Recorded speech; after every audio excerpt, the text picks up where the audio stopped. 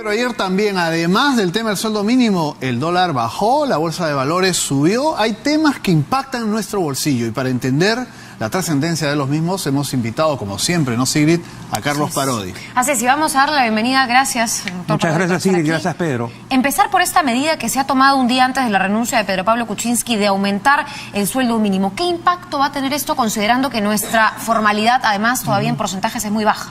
A ver, hay que distinguir dos cosas aquí.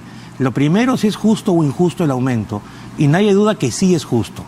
El problema es que no es la coyuntura para el aumento. ¿Y por qué digo que no es la coyuntura? Porque si la economía viniera creciendo así, entonces las empresas en general, grandes, pequeñas y medianas, sí tendrían los recursos para soportar ese aumento. Pero como la economía viene haciendo así, las empresas más pequeñas, sobre todo, que son las que más empleo generan, están literalmente sobreviviendo. Entonces, ese pequeño aumento puede significar el paso de la formalidad o del intento de formalizarse a la informalidad. Y eso es peligroso. Por último, en realidad lo que hizo el gobierno actual es, vamos a decirlo futbolísticamente, patearle el problema al que viene, ¿no? Lo responsable hubiera sido dejar que el nuevo gobierno se encargue de evaluar las alternativas, de pensar mejores salidas, etcétera, ¿no? Ahora, lo cierto es que aprobado el sueldo mínimo no va a haber marcha atrás. Nunca ha habido marcha atrás, jamás. Por más que existan críticas fundadas. Jamás. Y por tanto, a partir del 1 de abril se reajusta ese monto. Sí.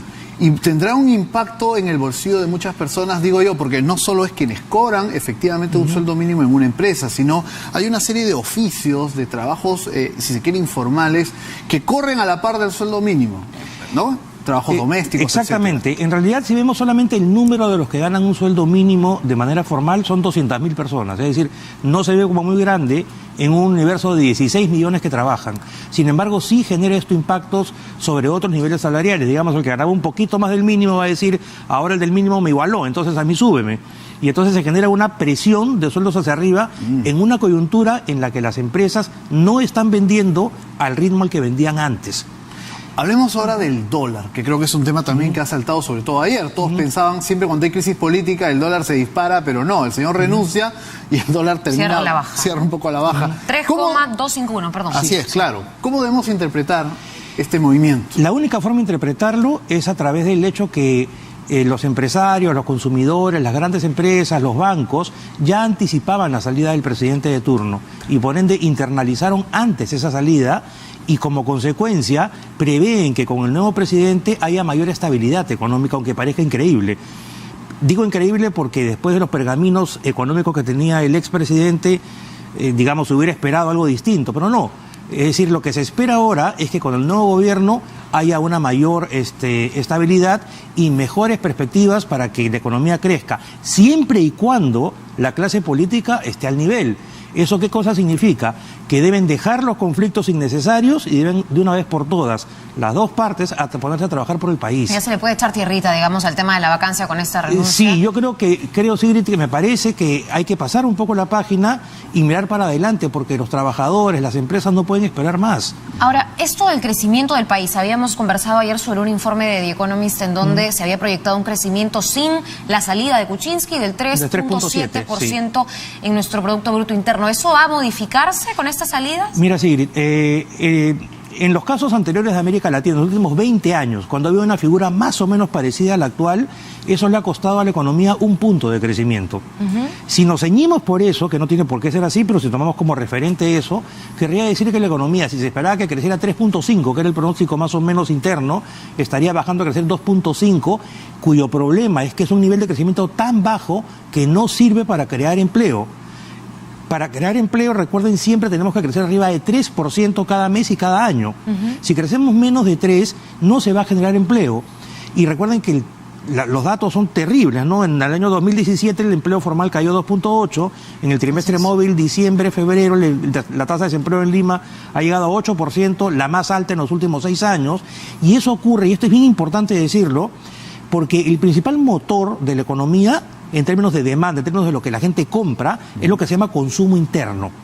Ese consumo interno, por ejemplo, el gasto que hacemos ustedes, que hago yo, que hace cualquier persona aquí en el estudio, cualquier persona que nos está viendo, haciendo sus compras diarias, yendo al cine en la noche, cualquier cosa parecida. ese gasto de consumo no es que esté cayendo, está creciendo más lento. Al decir que aumenta más lento, estoy diciendo que aumenta menos que lo que aumentaba, escuchen bien, en los últimos 17 años. Nunca ha crecido tampoco. Y eso se debe a que el empleo en el Perú el año pasado ha bajado, o en su defecto, bueno, el dato está, pero además de ello, la gente ha sentido cierto temor ante la coyuntura política y ha preferido postergar decisiones.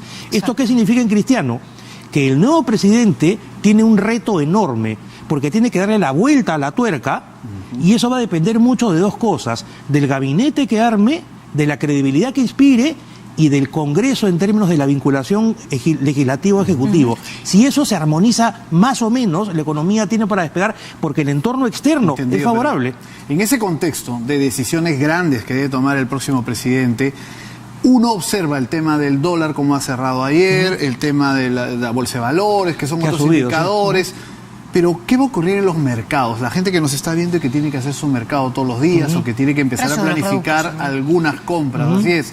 ¿Se va a estimar un aumento fruto de la incertidumbre o no necesariamente? No por el momento. No por el momento, porque lo que se está viendo y la idea que está siendo más o menos difundida es que esto ya se sabía que venía, que va a ser mejor con Vizcarra. Es decir, hay mucha gente en los mercados que siente, equivocadamente o no, que la manzana de la discordia era el presidente. Al sacar la manzana de la discordia y al sacar algunos ministros que estaban de alguna forma combinados con el problema, entonces el nuevo presidente va a dar las fuerzas para que esto salga adelante.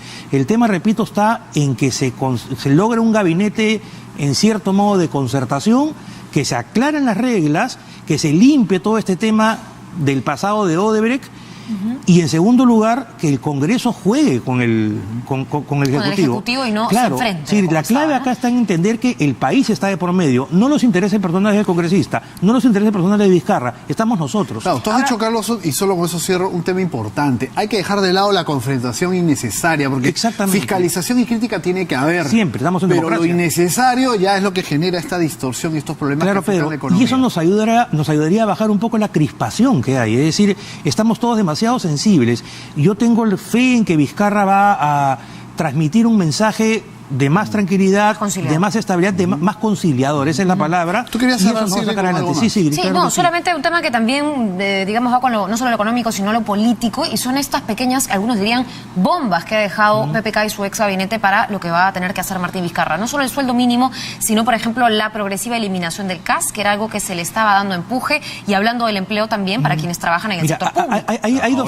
Hay dos temas cruciales, el tema del CAS y el tema fiscal.